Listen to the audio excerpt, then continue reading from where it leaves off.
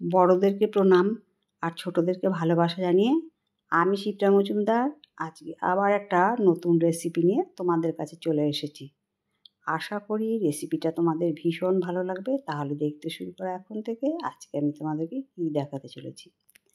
দেখো বন্ধুরা, আমি এখানে একটা থালার মধ্যে কুমড়ো, পটল, বেগুন, আলু, শিম আর কফির ডাঁটা নিয়ে নিয়েছি। প্রথমে আমি বেগুনটাকে দু আধখানা করে কেটে নিয়ে বেগুনটাকে দেখো দুভাগ করে আবার এইভাবে কেটে নিচ্ছি। তারপরে ডুমো ডুমো করে কেটে নিলাম। সম্পূর্ণ বেগুনটা কাটা হয়ে গেছে। এবার পটলের খোসাগুলোকে এরকম করে ছাড়িয়ে নেবো। একটু একটু খোসা থাকলেও কোনো ক্ষতি নেই। অল্প অল্প খোসা রেখে রেখে আমি পটলগুলোকে কেটে নিয়েছি। তারপরে দেখো শিমগুলোকেও এইভাবে দুপাশ কেটে একটা শিরের মতন বেরোয়, সেই শিরগুলোকেও আমি ছাড়িয়ে নিচ্ছি।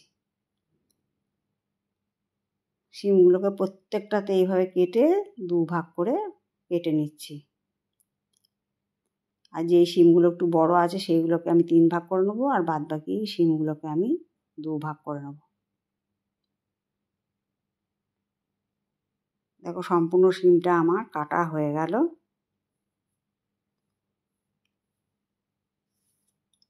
এরপরে পটলের দুপাশ কেটে নিয়ে তারপরে আমি এগুলোকে ওরকম টুকরো টুকরো করে কেটে নেব। প্রথমে 2 ভাগ করে তারপরে আবার 3 ভাগ করলাম। এইভাবে পটলগুলোকে সম্পূর্ণটা আমি কেটে নেব। যত রকমের সবজি নিয়েছি সবগুলোকেই আমি এইভাবে কেটে নিচ্ছি। পটল কাটা হয়ে গেল। এবারে আলুর খোসা ছাড়িয়ে নিচ্ছি। আলুর খোসা ছাড়িয়ে এবারে আমি একটা আলুকে এভাবে ডুমো ডুমো করে কেটে নিচ্ছি। দুটো আলুকে এইভাবে কেটে নিতে হবে। যাই হোক, আজকে আমি তোমাদেরকে যে রেসিপিটা রান্না করে দেখাবো সেটা কিন্তু ভাতের সাথে ভীষণ খেতে ভালো লাগে। আর শীতকালের তো এটা একটা জনপ্রিয় রেসিপি। অনেক মানুষ আছে ফেলে দেয়, কিন্তু বেশিরভাগ মানুষ কিন্তু এটা খেতে ভীষণ ভালোবাসে। দেখো ফুলকপি ডাঁটাগুলোকে ছাড়িয়ে নিলাম। এবার একটু সরু করে কেটে নিচ্ছি। এরকম লম্বা লম্বা করে সরু সরু করে কেটে নিচ্ছি। আশা করব আজকের রেসিপিটা তোমাদের ভীষণ ভালো লাগবে। সবজিগুলো দেখো সম্পূর্ণ আমার কাটা হয়ে গেছে। আর ইন্ডাকশানে একটুখানি কপি ডাঁটাগুলোকে ভাপ দিয়ে নিলাম। এবারে কড়াইতে সর্ষের তেল চাপিয়ে দিচ্ছি। বেশ কিছু বিউলির ডালের বড়ি নিয়ে এটাকে লাল লাল করে ভেজে নেব। এই বিউলির ডালের বড়িটা কিন্তু মাস্ট। তোমরা যে কোনো বড়ি দিয়েই করতে পারো। বড়িটা দিলে কিন্তু খেতে ভীষণ সুন্দর হয় আর গন্ধটাও ভীষণ ভালো লাগে। ভাজা হয়ে গেল। এবার তেল ছেঁকে আমি একটা থালার মধ্যে নামিয়ে নিলাম। এরপরে দিয়ে দিচ্ছি কিছুটা 5 ফোড়ন। যেই তেলটা বাঁচলো বড়ি ভাজার পরে, তারপরে দিয়ে দেবো 2টো শুকনো লঙ্কা। ফোড়নটা বেশ সুন্দর করে ভেজে নেওয়ার পরে আমি দেখো রঙটা বেশ চেঞ্জ হয়ে গেছে। তারপরে আমি সবজিগুলো একে একে সম্পূর্ণটাই ছেড়ে দেবো। দেখো সম্পূর্ণ সবজি ছাড়ার পরে আমি এখানে প্রায় 1.5 চামচের মতো লবণ আর 1 চামচের মতন হলুদ দিয়ে দিলাম।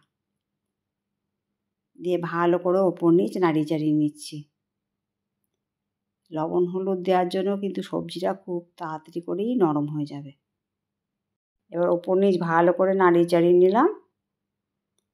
আর এবারে আমি কপি ডাঁটাগুলোকে, যেগুলো নরম কপি ডাঁটা সেইগুলোকে নিয়েছিলাম, সেগুলোকে একটুখানি সেদ্ধ করে নিলাম। দিয়ে এবারে সমস্ত সবজির মধ্যে দিয়ে দিলাম। এবার কপি ডাঁটা সমেত সমস্ত সবজিগুলো আবার ওপর নিচ ভালো করে নাড়িয়ে চাড়িয়ে নিতে হবে। এরপরে আমি একটা ঢাকনা চাপা দিয়ে রাখবো। মিনিট 5-7 জন্য একটা ঢাকনা চাপা দিয়ে রাখবো।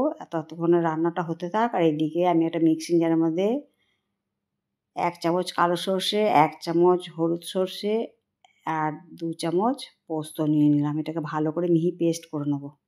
এবার ঢাকনাটাকে খুলে নিলাম, আবার একটুখানি নাড়িয়ে চাড়িয়ে নেব। দেখো কতটা জল বেরিয়ে গেছে সবজি থেকে। বেশ কিছুক্ষণ নাড়িয়ে চাড়িয়ে নেওয়ার পরে আবার আমি এর মধ্যে ঢাকনাটা দিয়ে রাখবো। এটাতে কিন্তু কোনো জল দেওয়ার প্রয়োজন নেই, সবজির জলটা যে বেরোবে সেটা দিয়ে কিন্তু রান্নাটা কমপ্লিট হয়ে যাবে। আবার ভালো করে নাড়িয়ে চাড়িয়ে নিলাম। এরপরে আমি এখানে দিয়ে দেবো সর্ষে পোস্ত বাটাটা। এর মধ্যে কিন্তু আমি 2টো কাঁচা লঙ্কাও দিয়েছিলাম, সেটা স্কিপ হয়ে গেছে। যাই হোক, সর্ষে পোস্ত আর কাঁচা লঙ্কা বাটাটা দিয়ে ভালো করে আমি ওপর নিচে ভালো করে মিশিয়ে নিলাম। আজকে আমি ফুলকপি ডাঁটা চচ্চড়ি রান্না করে দেখাবো নানা রকম সবজির সাথে। এই সবজিটা দিয়ে যে চচ্চড়িটা হয় এটা কিন্তু প্রত্যেকটা মানুষ ভীষণ ভালোবাসে, বিশেষ করে যখন ফুলকপিটা ওঠে সেই সময়টা এই ডাঁটার চচ্চড়িটা খেতে ভীষণ ভালো লাগে। যাই হোক, আমি স্বাদটাকে ব্যালেন্স করার জন্য একটুখানি চিনি দিয়ে দিলাম। তোমরা ইচ্ছা করলে চিনিটাকে যারা পছন্দ করো না তারা স্কিপ করে দিতে পারো। এবার ভালো করে নাড়িয়ে চাড়িয়ে নেওয়ার পরে আমি এর মধ্যে ভেজে রাখার বড়িগুলোকে একটু ভেঙে দিয়ে দিয়েছি। আর একটুখানি মিক্সিং জার ধুয়ে জলটাও দিয়ে দিয়েছিলাম। দিয়ে ভালো করে নাড়িয়ে চাড়িয়ে এটাকে সুন্দর মতন রান্না করে নিতে হবে। দেখো জলটা অনেকটাই টেনে গেছে। এরপরে আমি দিয়ে দেবো 2 টেবিল চামচ কাঁচা সর্ষের তেল। এই কাঁচা সর্ষের তেল দেওয়ার জন্য কিন্তু একটা ঝাঁঝ ভাব হয় আর সর্ষের গন্ধটা একদম পুরোপুরি থাকে।